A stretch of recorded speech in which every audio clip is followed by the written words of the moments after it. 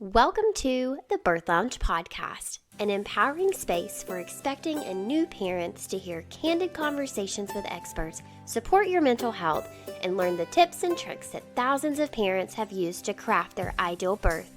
We will answer all of your questions, the scary ones and the weird ones, to help calm your fears and feel confident going into your birth. I'm going to help you redefine what birth and motherhood looks like and how to embrace your journey. I've intentionally crafted a list of experts to help you navigate pregnancy, explore your birth options, and plan for postpartum so that it can be a time of soaking in your tiny human. We're going to go there on all the hard topics so that you can dive deep into finding your confidence and freeing yourself from fears around birth. With over 10 years of experience in family education and a master's degree in human development and family studies, I created this podcast as a way to share the resources parents need to make educated and informed decisions about their care in pregnancy and childbirth.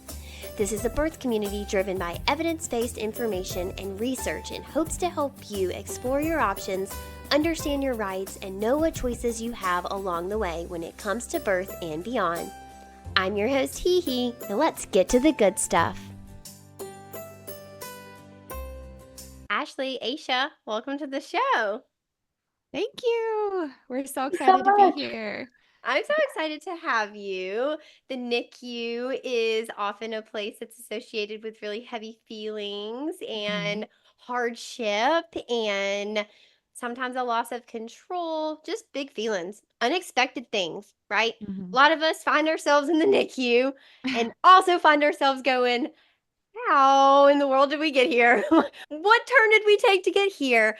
I'm Yep. super excited to have an episode that will empower people to understand how you can cope with an unexpected NICU stay. Maybe we even give some tips on think about these things before you have your baby just in case. And then also balancing advocacy in the NICU because a lot of our listeners are used to challenging the system in pregnancy because our maternity care is so skewed. But we had a conversation before we started recording, and you said it's not challenging the system in the NICU, it's collaborating with our medical team because we have that medical necessity to be in that hospital system. We actually do have a sick patient, where in pregnancy, a lot of times we don't, and we're advocating for really hands off stuff. So it's different. And I think Mhm. it requires different types of advocacy skills. So I'm excited to have you guys here. A good place for us to start is probably how you came to have Dear NICU Mama. So who are you and what led you here today? Yeah, absolutely. I can start. So, my name is Ashley. I am the co founder and executive director of Dear NICU Mama. Dear NICU Mama is 5 years old, and it was born shortly after my son came home from the NICU. So, I delivered my son unexpectedly at 28 weeks due to severe preeclampsia and HELP syndrome.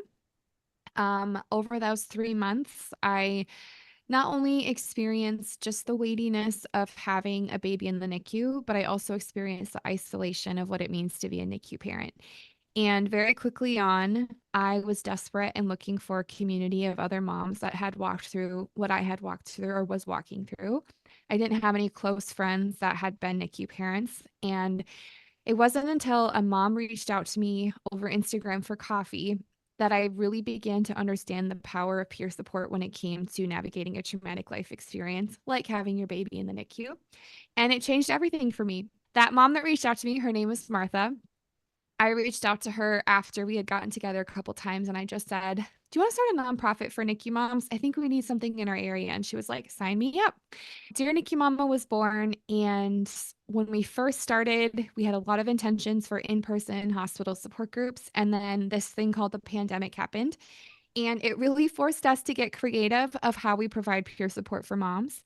And it forced us to really put a lot of our services that were going to be in person virtual.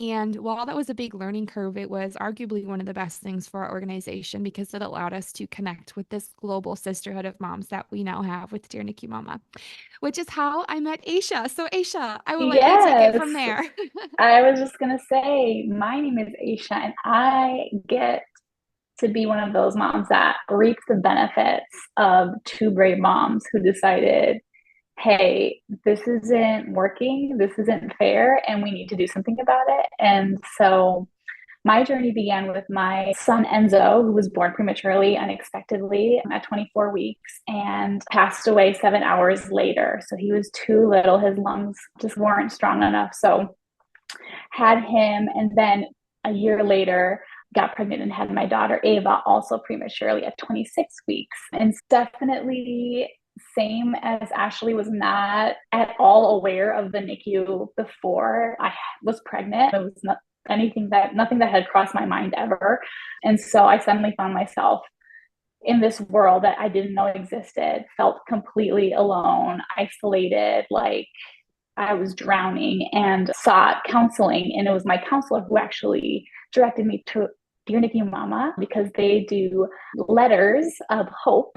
And as like homework, my therapist said, hey, why don't you write a letter and maybe you publish it, maybe they publish it, maybe you just do it just to get it all out on paper. And they chose my letter and published it. And then from there on, I just have continued to get connected with the sisterhood, participate, and started joining their Girls Night Out, which is one of the resources that they provided, which is a virtual night of support for NICU moms to just join and meet other moms, share stories, burdens, and then eventually was asked to also participate in co-hosting the podcast that we do. And yeah, it's been a beautiful journey, a lot of healing because of the sisterhood and because of the support that we can give each other through all of the resources that Dear NICU Mama provides. Thank you so much, both of you, for sharing your stories, and Aisha, about your loss. I'm so sorry for that. And for both of you for just the hard times that you did have to experience in the NICU. I think so many people find themselves in that same situation. And the thing that you both mentioned that stood out to me was the isolation, which is something that I hear as a doula from everybody that has a baby in the NICU.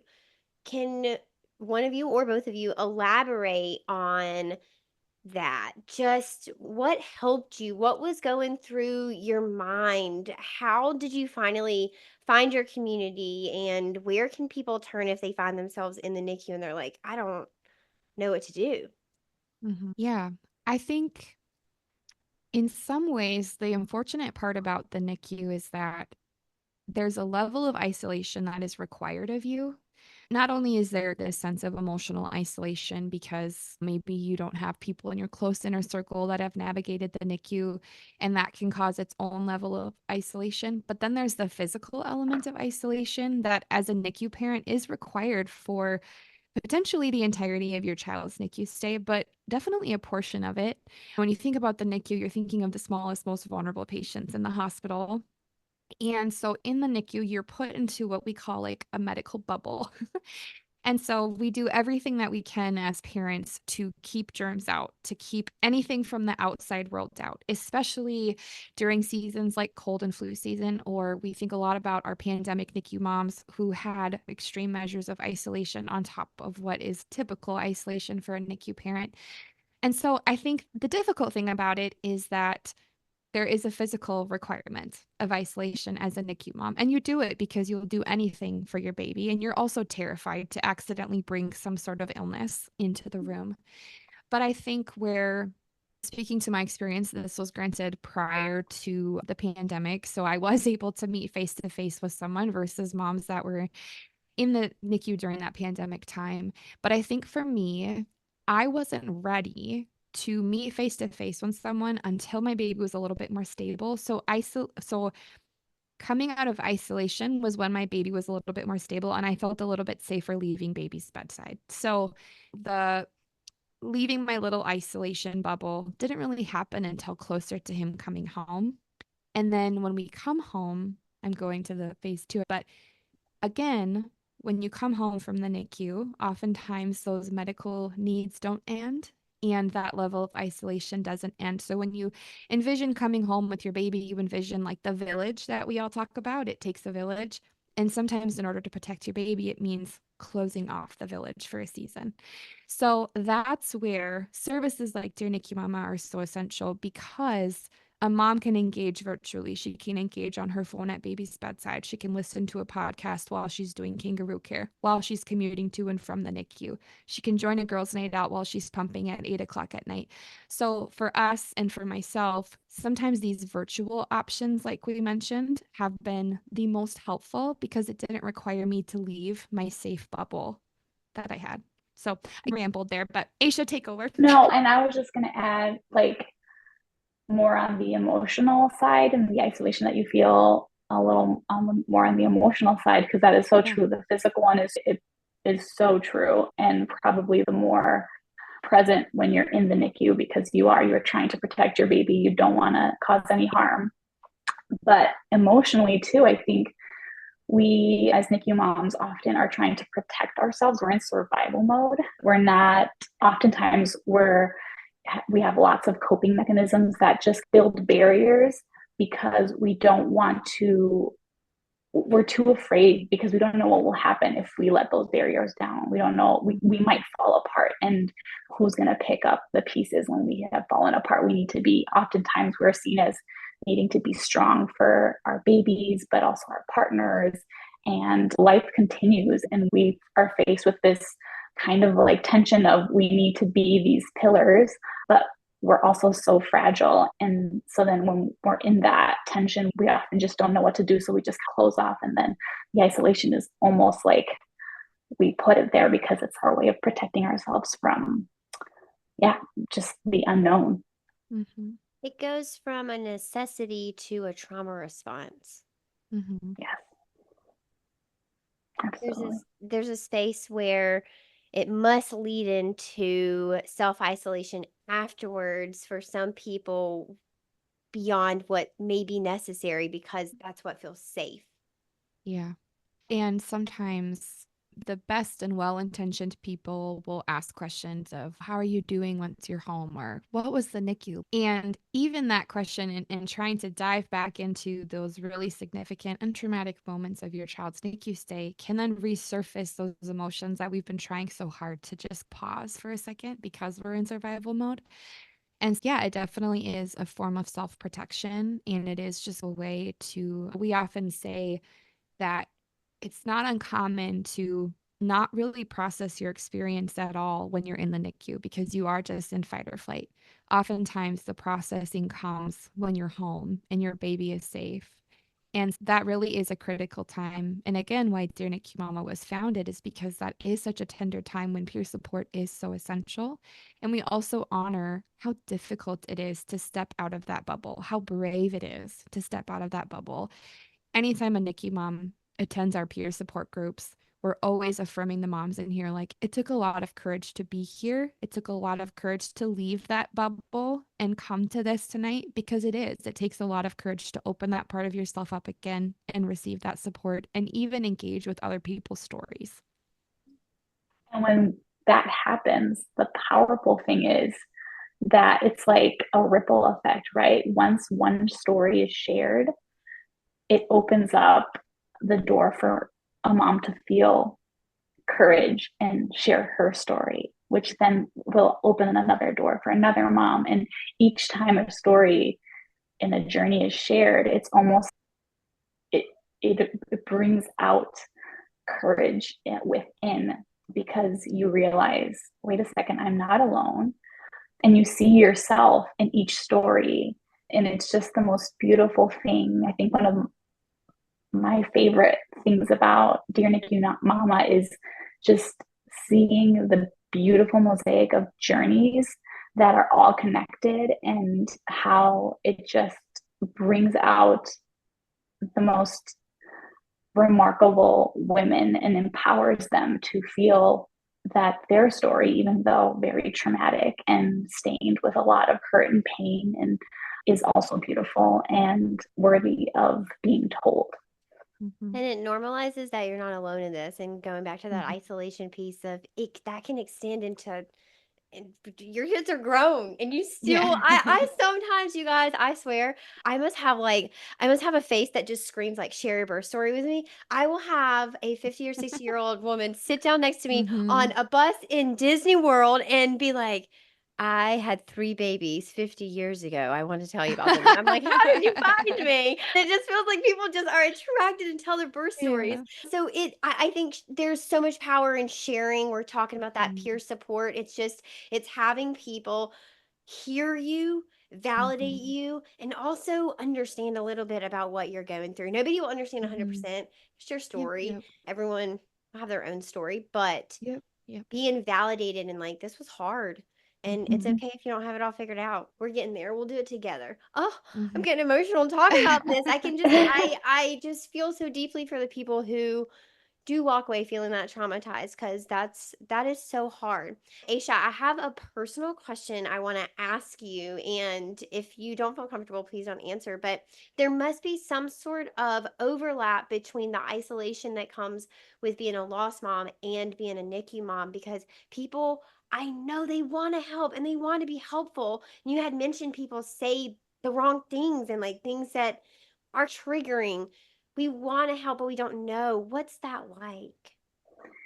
Yeah, that definitely perpetrates this, yeah, further going inward because you just it can be too much at times. And I think for me personally, after we lost our son, it was just I wanted so badly for his memory to not be forgotten. And I think more than what people said, it was what they didn't say that caused the most hurt, because it was as if everyone else had moved on and I was stuck in this moment. And no matter how much time passes, you never get over losing your child. And so that was what caused me to eventually start sharing our journey of losing him and what we did afterwards to continue to honor his life, because we wanted our friends and family, especially, to know it's okay to say his name. It's not going to hurt us. It actually brings life to us because it makes us feel like you love our son and you will remember our son. And I think the isolation piece came when I felt like I was protecting others Mm. from being uncomfortable. And so at one point, I just said, I can't be taking care of your feelings. Like, this happened to me, and I want him to be mentioned. I don't want him to be forgotten. And again, that's where that piece of just finally feeling confident enough to share and open up about it is when that isolation was able to dissipate a little bit more. The bravery, I just feel it. Like, it's so Mhm.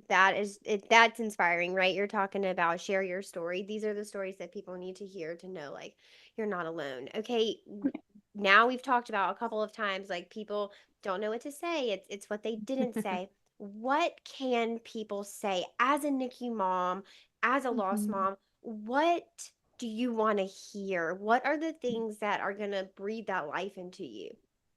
I think the most important thing you can say is, I'm here for you and I want to know how you're doing and hear about your journey whenever you're ready. We understand that it is definitely a very delicate topic, right? And so we it, you're never going to go wrong with just saying, hey, how you doing? Keep Whenever a lost mom reaches out to, or a friend of a lost mom reaches out to me, hey, my friend just lost a baby, what do I do? The first thing I tell them is, don't stop reaching out. They may not answer immediately, they may take their time, they may not be ready to talk about it, but they won't forget Mhm. who showed up and who kept checking in. Just, hey, how Mhm. are you doing? How can I be there for you? Taking away any sort of like decisions. We just Yeah. had a beautiful episode about the paralyzing feeling of making decisions while you're in the NICU, outside of the NICU. You just don't have capacity to do that at that time. So bring a meal, bring a coffee. Don't ask, what do you need? Just do it. Mhm. They may eat it, they may not eat it, they may drink the coffee, they may leave it out, but those actions will be noticed and remembered and will go a Yeah. long way. No, Aisha said it best. I think a question that triggered me, and it was very well meaning. People didn't do it with intention to add more to my plate by any means. But a lot of times was, I'm here when you're ready. Whatever you need, just let me know. Or what do you need? And I was like, I need my baby to come home. I don't know. So anytime that people would remove a decision for me was incredibly helpful. So some of the ones that stick out to me were, hey, we put supper on your table tonight. We love you guys. We're thinking of you, instead of, what do you want for supper tonight? It was just a removing a decision and letting us take it from there. And so never underestimate the power of just your presence and the power of those small, tangible acts that sometimes feel so insignificant, but truly, like Aisha said, when you look back, you're like, oh, these people really showed up for me. And I would say, too, it's less about what you say and just more how you show up and how you're present with them. Especially when you're in the NICU, you may not have bandwidth yet to process your experience, but maybe you just need somebody to sit with you. We had people that on a difficult day would just come sit in the cafeteria with us and have ice cream. We barely talked, but it was just their presence alone that made us feel really seen and validated. And just that no matter the roller coaster of that day, we're with you guys, we're committed. And then lastly, one question we always just encourage loved ones to avoid asking if possible is, when is baby coming home? Because the parent just will not know. The thing about the NICU is it can change so rapidly from day to day, from minute to minute. And so sometimes a better question is, what milestones is your baby reaching today? What is one thing that your baby did today that blew you out of the water? I want to celebrate with you. And sometimes it's, my baby pooped and it weighed X amount of ounces, or my baby took a full bottle, or they took their feed through the tube. They tried my breast milk for the first time, but every little thing in the NICU is worth celebrating. And so being that person, being that cheerleader with them will mean the world to them. I feel that so deeply about every milestone is worth celebrating, because I think in the Yeah. NICU it can often be forgotten. Okay, it's just another check thing off the list. Like, Yeah. all right, on to the next thing, on to the next. And it's, wait, we took their feeding tube out. Do you know what this means? Or Yeah. wait, they're big enough to Yeah. fit in a car seat. Do you know what this means? Those are Yeah. Yep. huge milestones. And I think Yeah. that it's really important that we take the time to recognize that and say, wow, this was Mm-hmm. hard. You did it. Mm-hmm. Let's sit there for a minute and just appreciate what we've done. Yeah. Yeah. Oh my gosh, Absolutely. heartwarming. Okay, we recently had a pair of twins born, and obviously they were taken preterm, as a lot of twins are. And their particular hospital system had a program where you met with a NICU physician, and she told you about the NICU. Our team was thrilled to hear this. It was amazing. I was like, "Oh my god, this is what's needed. This is amazing. I can't believe that this is happening." They went. They came back terrified. They said, "That was horrible. We wish we had not done it. It was the scariest Mm. thing." She was really militaristic. She was really like a Yeah. robot. She was very Yep. cold. We were trying to ask questions. She has scared us so bad. Mm. Help. Mm-hmm. So Mm-hmm. my question to you is, if you had a pre-program to prepare people for pregnancy crash course, what are some things that we should be thinking about in the NICU, or thinking about in terms of, if we have a NICU stay, this may be a possibility. We may face this decision. This may be something visually that we see, or audibly. This may be language that's really offensive, Mm-hmm. but it just is the medical term. So you're Mm. going to hear it. What do we need to know? Oh man, that we could have a whole podcast Yeah. episode on that one. Oh my gosh.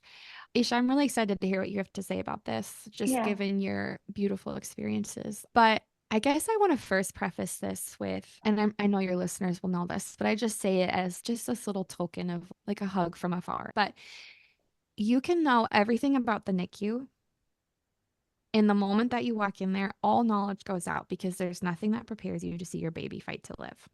Even if you have, yeah, even if you have the education and you find yourself struggling, know that there is nothing wrong with you, that you are not broken. You did everything you could to educate yourself, to get the information, to ask the questions. And at the end of the day, this is your baby's life, and it makes sense why this is hard. I think we put a lot of pressure on ourselves and we do it as moms because we'll do anything for our babies to educate, and that's important and we need it. But sometimes that education just has to be put on pause to just be like, whoa. And I'm happy to answer these questions and also just offer that little token of if you're struggling and if you found yourself struggling, even after that education, you're not broken. And also just want to apologize to that twin mom because that is so traumatic. And unfortunately, Yeah. it's not the first time that has Yeah. happened. And it's just devastating because there has to be a better way. Yeah. Yeah. I think for Ashley, you nailed it, because I think, first of all, in my personal experience, both births were emergencies. So all the information I was given about the NICU was literally happening as I was being rolled out to the OR. So a lot of that information that I was receiving was just not processing. So there was just no way that I was gonna like actually understand or compute anything that was being told to me in those moments. But I remember so vividly the feeling of going into the NICU for the first time, and that feeling of overwhelm, because you feel like a foreigner, like an alien in this world that it's just so foreign. Everything is so foreign. Like you said, all what you don't, anything you've never seen, it's just all so foreign. And I remember feeling like, how was I ever going to survive this? But as the days went by, that place that was so terrifying became a little safe haven. It became that place where my family was together, and that place where everything was all right, because as long as we were together, nothing else mattered. And the staff that were all strangers became family. Yeah. And you build relationships. And I think that's the most important thing that I would like to encourage, is take the time to build those relationships with the people that are caring for your baby. Take the time to get to know them on a personal level, because they're the people you're going to be seeing day in and day out. They're the people that are going to be able to explain what that doctor just meant when they use that like really fancy jargon that you have no idea and went totally over your head. Especially the nurses. I had an angel nurse who, anytime a specialist came by, he would do his spiel and then he would leave, and I would look at her and she would just like literally repeat everything he said, but in like normal English that I could understand. I think to give grace to the medical professionals that this is their job and they do it every single day, and they have to protect themselves too. And so sometimes they feel very cold and distant, but it's because they have to. And as you get to know them and build relationships with them, which there'll be plenty of time to do, like that's where those barriers start to break. And that's where you really get to be able to move into that piece of collaborating with them. And because the number one thing they tell you when you walk in, when your baby's in the NICU, is, hey, you are like number one, like the word is escaping me, but like you're number one caregiver here. Like you're the primary. We're the team, but you're the primary. So what you say matters, and take that to heart, even though you're scared and you don't know what's going on. I feel very fortunate that I had people in that staff and in the nurses and the providers who reminded me on a daily basis, hey, mom, you're number one caregiver here. What you say goes. So, Okay, piggybacking off of that, can we talk about that advocacy piece of how do you have these conversations? You're emotionally fragile and stressed out. Your team has maybe some barriers set up, and maybe there's even some disconnect between you and your staff, depending on what your situation is. And then we have a baby that actually does need medical support. How are we Mhm. balancing all of these? What do people need to know about having these conversations and making these decisions about their baby's care collaboratively with their Mhm. medical staff? Yeah. No, it's such an important discussion. And we, like Aisha said, you are your child's advocate and you're the best advocate. I was also really fortunate to have medical staff that would always say, Mom, what are your thoughts on this? We think we should do this, but Mom, what are your thoughts? And I also want to acknowledge that is not always the case. We were very fortunate to have that experience. So I also want to empower moms and affirm the moms who did not have that experience, that especially when there's racial injustice or racial disparity and things like that as well with moms of color. And so don't be afraid to advocate for yourself and for your care. There were times, even in our journey, where the bedside manner of a specific nurse just consistently rubbed me the wrong way regarding my son's pain tolerance. And I remember one time I said, my son isn't a fussy baby and he's crying more than usual. And then she said, he's a baby, so he's going to cry. And she was immediately off my son's medical team. Mhm. Mhm. So advocacy does not just mean, okay, I just obey and move forward. It is also advocating for your child, but also for the level of bedside manner and just those Mhm. little specifics that are a part of your journey as well. Knowing that at the end of the day, 99% of them belong to partner with you. I was really struggling. My son was on two different NICUs. And so NICUs, just depending on where you are, have different practices, different standards. And I was really struggling with the transition between the two. And I remember they were doing everything great, but it was just different from what he had first experienced. And I was really struggling to trust them. I was really struggling to feel like, why are you doing this differently? I don't understand why you are. And this NP grabbed my hands and she said, Ashley, it's going to take time for you to trust me. And I'm willing to put in the time to build that trust with you. Yeah. Yeah. I know. She got literally down to my level. I was sitting in the rocking chair. She grabbed my hands. It's going to take time to build that trust, but I'm willing to put in the time to build that trust with you. That changed everything for me. That took that wall down, and I said, okay. And so I think anytime, if there's any medical professionals listening, anytime that you can get down on that level and really set the tone for that trust, it will change the trajectory of that mom's NICU stay. And then to the moms advocating, I am a typical Midwest people pleaser. So I don't like to like rustle any feathers. I'm like, oh, maybe we should try this. Maybe not. Maybe. And Aisha said, the more that you're in the NICU, the more that you'll find that empowerment to find that voice. And the more they want to hear it because you're the one spending, they would always tell us, you're the one spending 8 to 10 to 12 hours a day with your baby in the NICU. You're the one holding them for 4 hours at a time. Yes, we have them on our monitors and we come and do checks, but you're the one that sees them the longest. So what are you seeing? And I would bring those to them. Hey, I'm noticing that from X amount to X amount of time, he's really fussy. Could we look at his feeding like and you'll find yourself, it's wild. You just instantly become a nurse. You're not, but like you basically are. You're like, his feeding tube at this was going at this speed. So maybe if we adjusted things, Adjusted. and you'll find yourself, you'll be like, who was that? And you're like, oh, it's me. I'm an advocate now. So with time, you'll find that voice.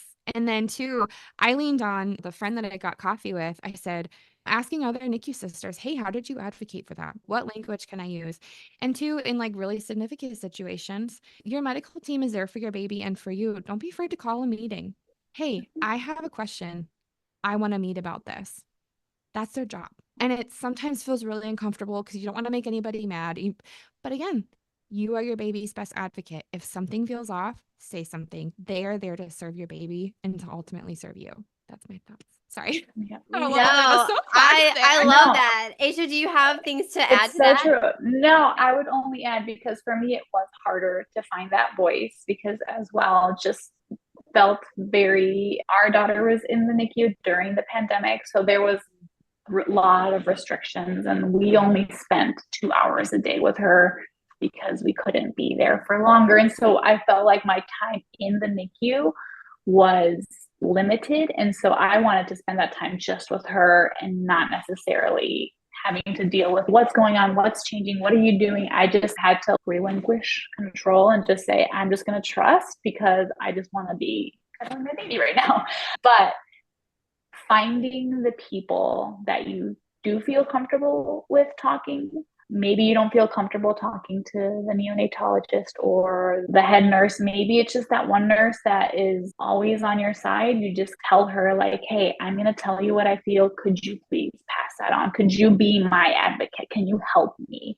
Because sometimes that's the safest way that you feel doing it. But yes, as time goes on, you do get stronger, and the more positive experiences of being heard happen, the more you feel comfortable just speaking up. And I would just add, no thought or opinion or concern is too small.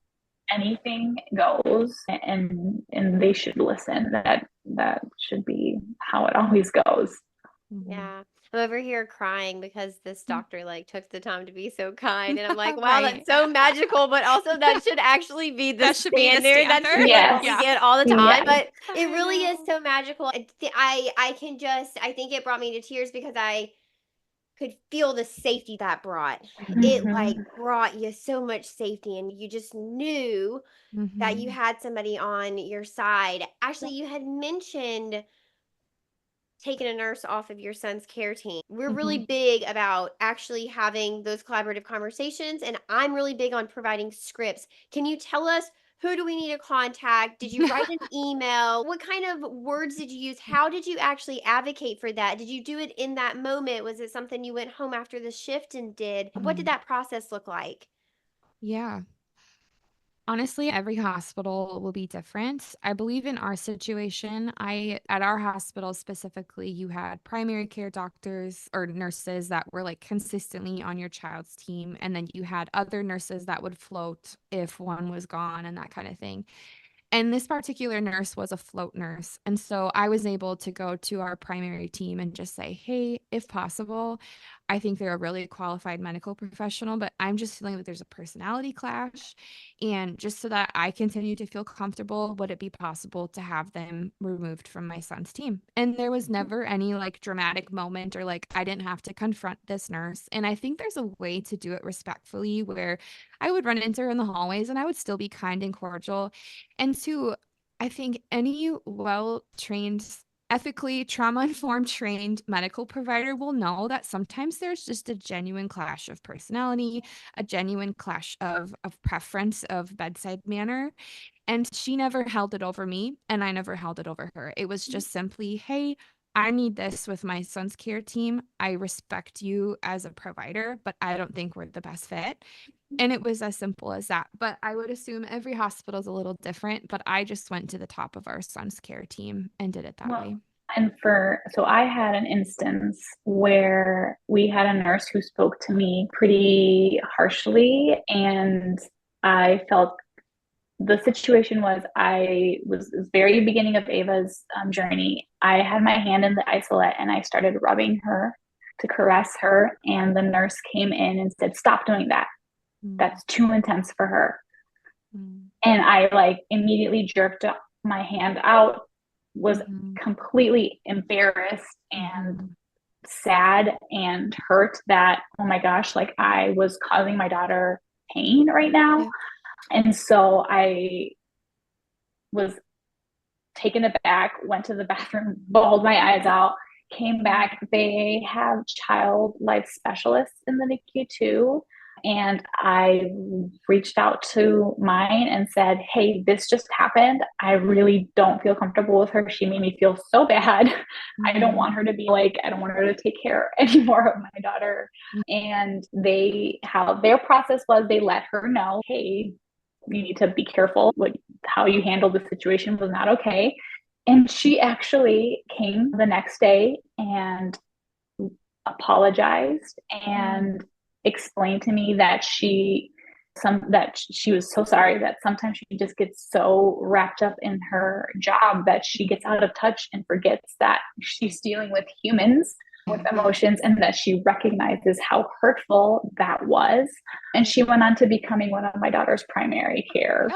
And sometimes all it takes is speaking up and saying, I did not like that. And then she totally turned it around, and she was, from that moment on, actually the best we could have, because she was so dedicated Yeah. to the baby and to Ava, and she wanted the best for her. She just needed a reminder that, hey, mom has feelings, and Right. we need to make sure that we are delicate with how we communicate things, because it is Yeah. true. It was a very intense feeling for my daughter to be feeling at 26 weeks, but I didn't know that. And can I add one thing to that too? Also, I love that story, Aisha. I forgot about that story. I think you can never give your medical team too much information too. For example, if you've had an experience prior in the NICU and the medical staff doesn't know, just letting them know, hey, language like such and such is really triggering for me given like this situation in my life. If we can avoid giving updates while I'm doing kangaroo care, I would appreciate it. Or just letting them have that information of how they can best serve you and baby. You can never give them too much information. They may not do it perfectly, but the more data that you can give them on what you need and what you need to best to like be an advocate for your baby is just it's always gonna be fruitful. Yeah. That open communication is key. And I think, aren't we all guilty of getting so caught up in our day, or like getting in the zone, being on Yep. autopilot, that Yep. we sometimes slip and talk to the people around us in a hasty Mhm. attitude or with a snippy tone. And we don't even realize Mhm. it. It wasn't intentional. It was just, Yeah. I'm Yep. trying to get my work done. Yeah. I feel that so deeply in my bones. And I think, Aisha, it goes back to what you were saying about there's this protective mechanism. They do have to sometimes just put their head down and get their job done, because this is a Yeah. tough place to work. They're seeing really sick Yes. babies, and there are really Mhm. sad things that happen, and not every story is joyous in the NICU. And I think a lot of people associate nursing with this, oh my God, amazing. And then the NICU is like, you get to love on babies all day. And it's like, some babies can't be lifted out of their crib. Some Yeah. babies have so many things attached to them, and they need so much support that they actually don't get very much human contact. There's very sad things that happen in the NICU too. And I think keeping that in mind when we're interacting with our medical staff is super important. And for our medical staff listening, just remember, it's Aisha and Ashley. It's me on the other end of that Mhm. conversation. It's all of us, right? We're Mhm. all that one woman that's receiving that information. So just Mm-hmm. remember that for you, it could just be another Wednesday in the office. It's just another shift at work. But Yeah. for that Mhm. mom, that patient, that family, this is a pivotal place in their life. This is something Yeah. that they will be different people on the other end of it. The way that they're treated really matters. You Yeah. mentioned child life specialist.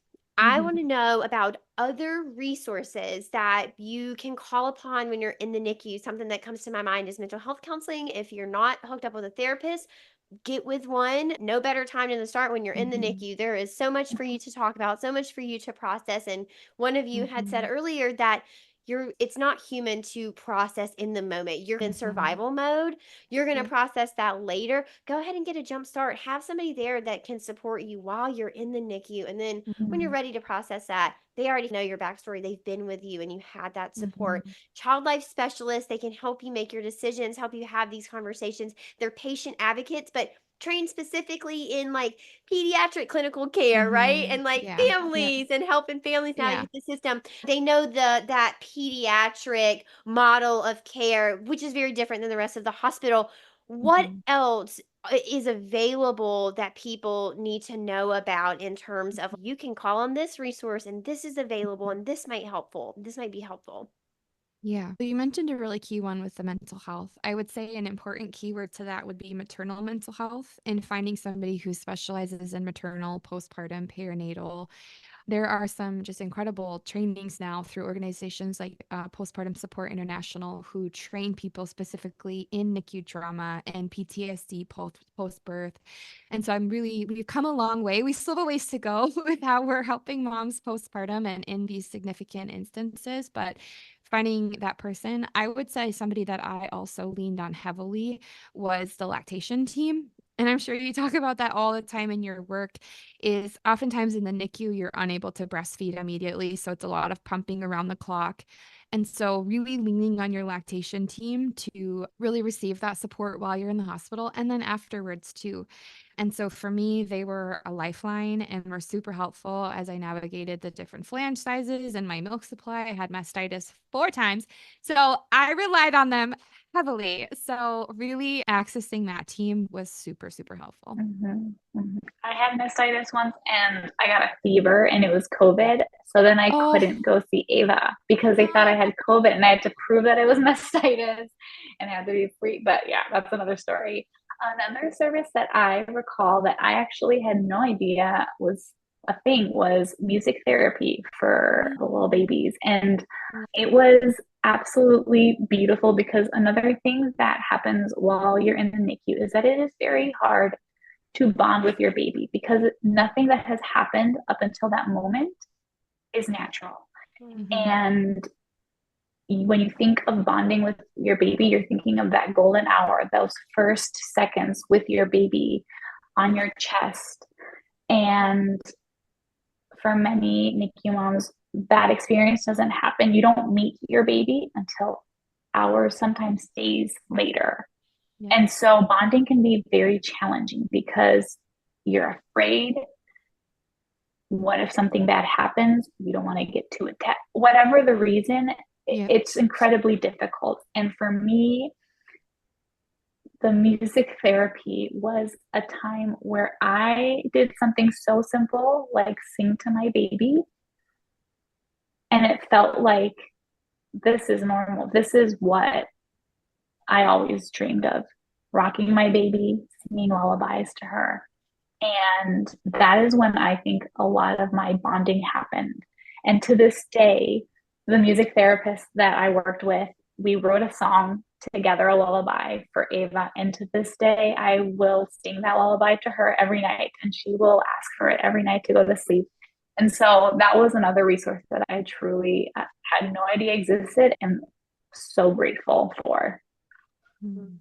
That is so beautiful. It reminds me of, and I'm sure I actually don't know any programs that exist like this. I think probably COVID wiped them all out. But when I first began as a doula, kangaroo care in the NICU was a thing. Oh, And that's people still in a the thing. community, Yep. oh, is it? The community Oh, Yep. can like the baby volunteer. holders, you mean? Oh, Yeah. I was Oh, gonna say, yeah, kangaroo care for mom and baby is still a thing, but the baby holding, I don't know if that's still, I would hope so. yeah. I would hope so too, because I know that something that has stuck out in my mind because like those core memories where you're like, I just remember it for some reason, it just Yeah. like imprinted on me. I'm watching the news and I'm actually in my husband's parents' house in Connecticut, and it's a local story of a local hospital that has kangaroo care, and they have partnered with an old folks home, and these old people go and hold the Yes. babies, and it's just so Yep. cute, Yeah. and I've everyone is heard. cuddling and just like loving life, and it Yeah. had so much good Yeah. benefit. It was, I believe it was a pilot for some sort of study about the benefits of kangaroo Yes. care Mhm. for both the Yeah. end of life and the beginning of life NICU, and Oh, just like very cool things. So yeah. we know that interaction, that bonding is really important. So it's super, I think, helpful to hear ways that we can do it, but also Mhm. comforting to know that it's okay if it's hard, and that's Yeah.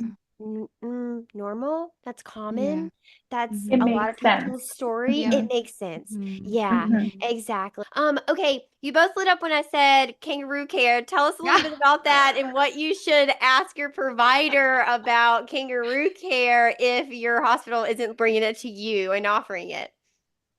Yeah, so the kangaroo care as far as like parent to baby was encouraged like Mhm. immediately. In fact, I was almost like surprised because I was like, you want me to hold, they're so fragile. Like you want Mhm. me to hold them. And within like my first lactation appointment when I was pumping, they said, and then in about 3 days, we're going to encourage you to do kangaroo care. And I was like, what?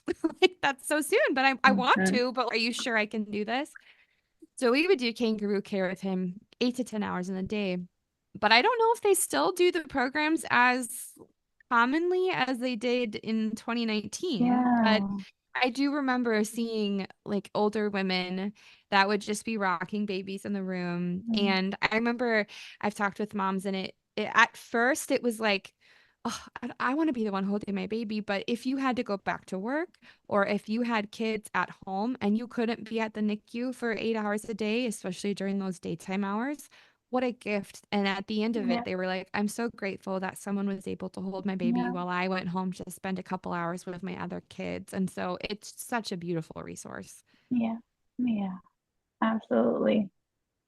I You love know, that. yeah, kangaroo care was the best. And like you said, it can be scary because you are very aware of how fragile they are and delicate they are. But once you do that you get that first, it is hard to put Oh, her yeah. down after. I like it Yeah. was like, no, don't It's ever. amazing how you all of a sudden don't have to pee anymore. You're like, oh, I guess I'll just sit in this rocking chair for 10 hours.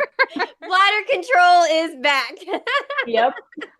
I Honestly. love it. I love it.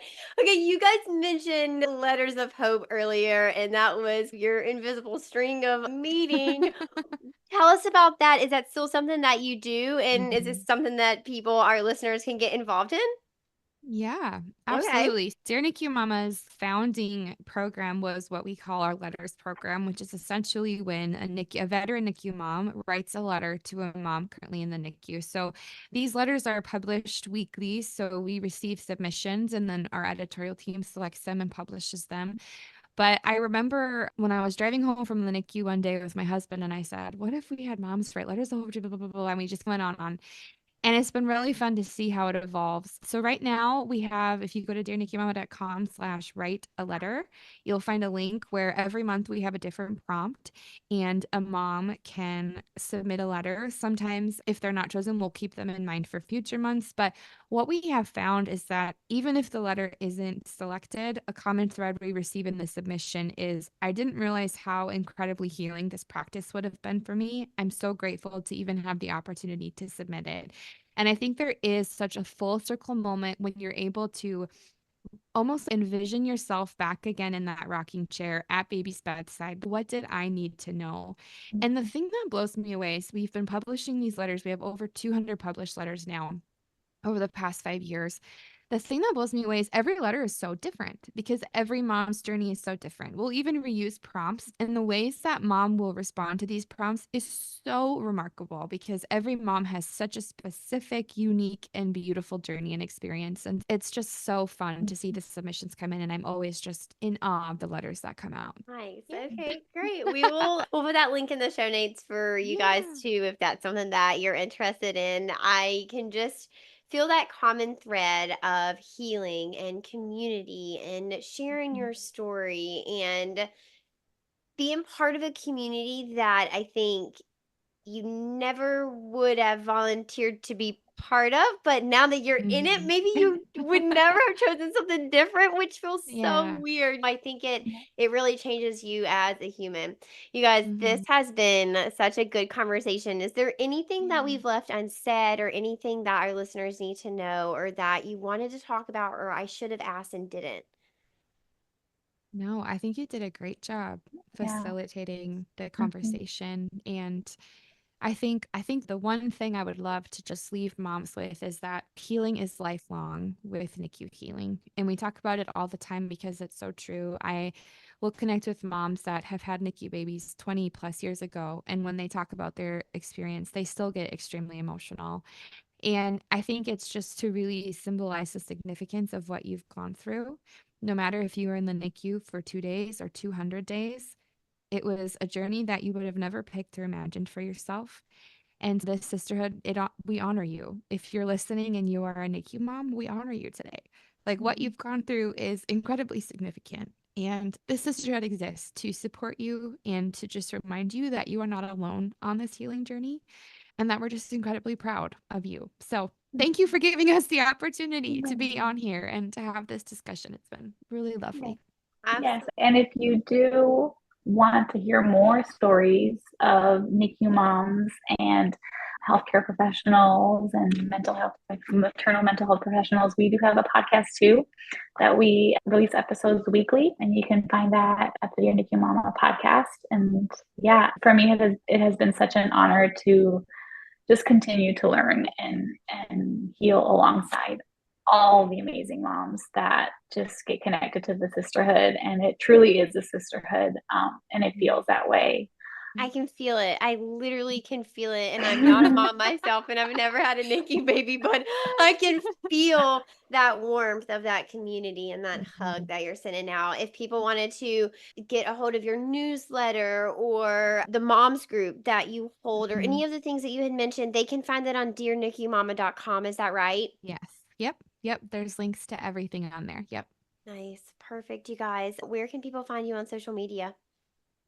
So our handle is just Dear NICU Mama, and we'd be happy to have you join us there. So Nice. Oh my gosh, you guys. Okay. I sure didn't know that I should have worn waterproof mascara. I did not think that I was going to be so emotional, but I think that's it's so indicative of the NICU, right? It is just like you go and you're feeling so good, and then it's a bad day in the NICU, and you go and you're feeling so bad, and it's a wonderful day in the NICU. And there are days that you're like, oh my God, we're doing this thing. And then there are days where you leave and you're like, are we alive? Is this a dream? What is going on here? Yeah. So, thank you both, seriously, so much. This was such a beautiful reminder that our healthcare workers are human and that we are entitled to advocate for the care that we Yeah. want and Yes. the care Yep. that our babies deserve, but also keeping in mind that it is a collaborative event with our medical staff to get our babies well